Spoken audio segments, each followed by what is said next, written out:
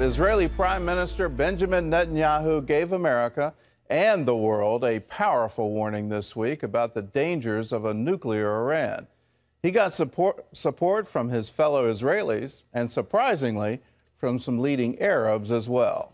And the speech may have helped Netanyahu's re-election chances, too. Chris Mitchell brings us the story from Jerusalem. While in the United States, Benjamin Netanyahu received a warm welcome and much praise. Now that he's back home, the question is, will it make a difference in the upcoming national election? In what some term the speech heard round the world, Netanyahu made a strong case against Iran. Now some Israeli political analysts say the performance helped his party's chances, but a lot could happen before voters go to the polls in less than 2 weeks.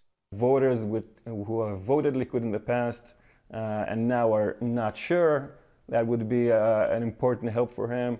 Setting the agenda on security issues, I don't think it clinches the election for him. There's still a long way to go. According to one poll after the speech, the Likud gained 2 seats. It also showed 44% of Israelis believe Netanyahu is most qualified to be prime minister. While the two main parties remain far apart on issues like economics, the rivals agree on the Jewish state's biggest threat. There is not much difference between Herzog and Labour and Netanyahu and Likud when it comes to the negotiations with Iran. Surprisingly, many commentators from the Gulf Arab nations stood shoulder to shoulder with Netanyahu's warning to the U.S. and criticized President Obama's negotiations with Iran, a country they consider a mortal enemy. One influential Arab commentator called President Obama the ally of political Islam, which is the mother of all the terrorist organizations. And he wrote, "I am very glad of Netanyahu's firm stance and his decision to speak against the nuclear agreement at the American Congress. I believe that Netanyahu's conduct will serve our interests, the people of the Gulf, much more than the foolish behavior of one of the worst American presidents." And an Israeli analyst added that Netanyahu's speech assured Sunni Arab peoples and governments that Israel will hold the line even if America fails us on Iran. While control of the Knesset is at stake in the upcoming election, the results will be felt throughout the region and around the world. Chris Mitchell, CBN News, Jerusalem. Let me underscore that a nuclear-armed Iran is a danger, and it's a danger not just to Israel, but to the entire region. And one of the spin-offs of that danger is the other states will then be forced to develop their own nuclear weapons as a deterrent. And now you have the possibility of nuclear weapons falling into terrorist hands. Who's the main supporter of Hamas? Who's the main supporter of Hezbollah? To terrorist organizations recognized by our government, targeted by our government as terrorist organizations. Who's their main sponsor? The nation of Iran. Well, in other news, another lone wolf launched a terrorist attack today in Jerusalem. Ephraim Graham has that story from the CBN newsroom. Ephraim? Gordon, an Arab terrorist plowed his vehicle into 4 border police women. The driver then got out of the car, apparently holding a knife. He was shot by guards and seriously wounded. The police women are expected to be okay. The incident happened in front of the border police headquarters. Police spokesman Mickey Rosenfeld told CBN News that after hitting the women, the terrorist continued driving 500 feet up the road. There were security guards and a border policeman that saw the vehicle, stopped the vehicle, and then what happened was the suspect came out of the vehicle with a knife. He attempted to stab them, and the terrorist was shot at the scene twice, taken to hospital in serious condition. The attack took place in the same area where 2 other deadly vehicular terror attacks happened in the last 6 months.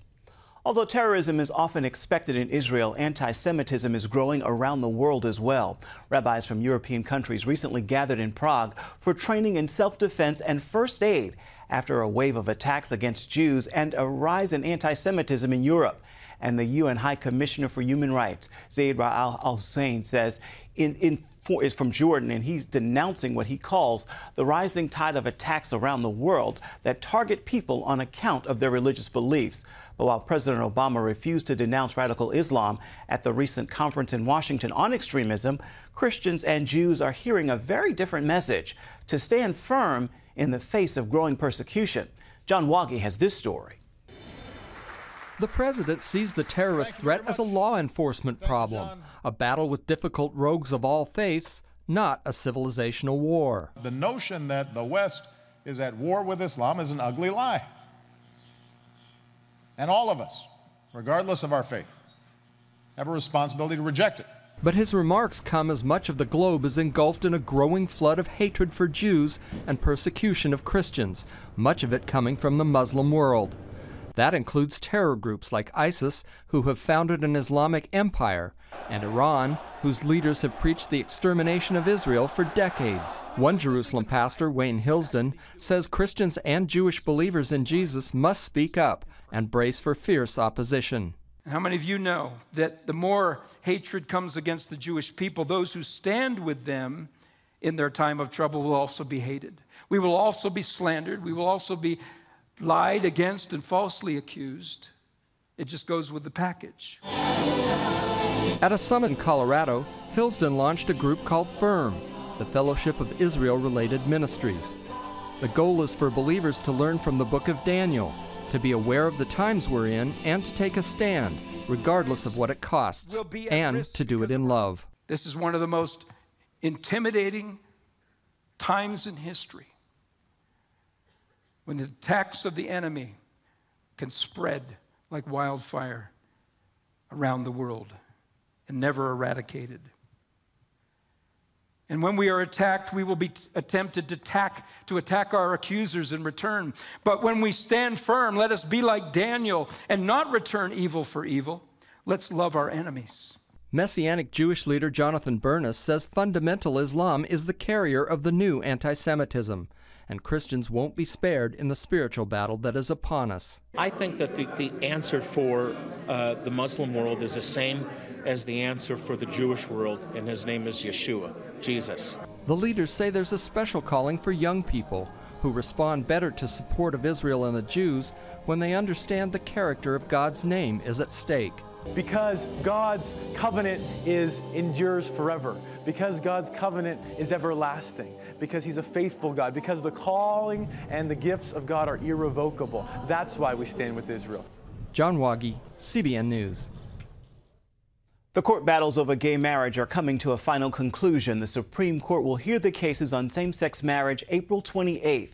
It comes from the Cincinnati-based 6th U.S. Circuit Court of Appeals. That is the only federal court to uphold state bans on same-sex marriages. Lawyers on both sides will get 90 minutes to argue whether gay couples have a constitutional right to marry everywhere in the U.S. They'll get another hour on the question of if states must recognize same-sex unions performed elsewhere.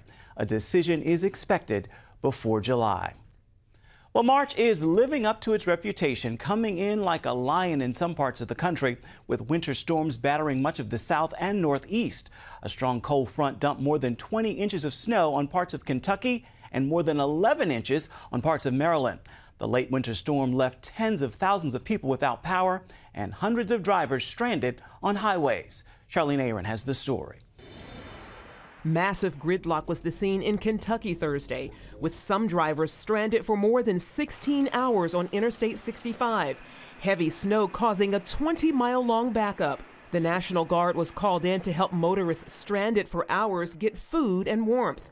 This mom was forced to spend most of the night in the car with her son. Thankfully, the truck driver ahead of us brought us water so we could make battle. In Tennessee, a group of passengers on a megabus from Atlanta to Chicago spent much of Thursday looking for a warm place to rest after their bus broke down thanks to dangerous road conditions. And there was this close call at New York's LaGuardia Airport. A Delta plane from Atlanta with 127 passengers skidded off the runway while landing.